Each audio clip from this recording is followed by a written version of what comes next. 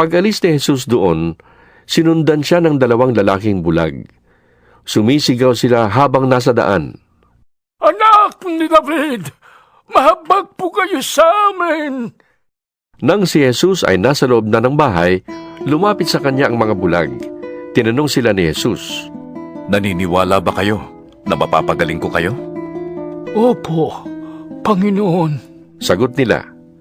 Hinipon niya ang kanilang mga mata at sinabi, Mangyari ito sa inyo, ayon sa inyong pananampalataya.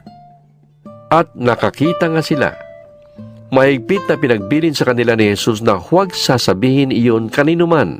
Ngunit nang sila'y makaalis, ipinamalita nila sa buong lupaing iyon ang ginawa sa kanila ni Jesus. Nang paalis na sila, dinala kay Jesus ang isang piping sinasaniban ng demonyo. Pinalayas ni Jesus ang demonyo at nakapagsalita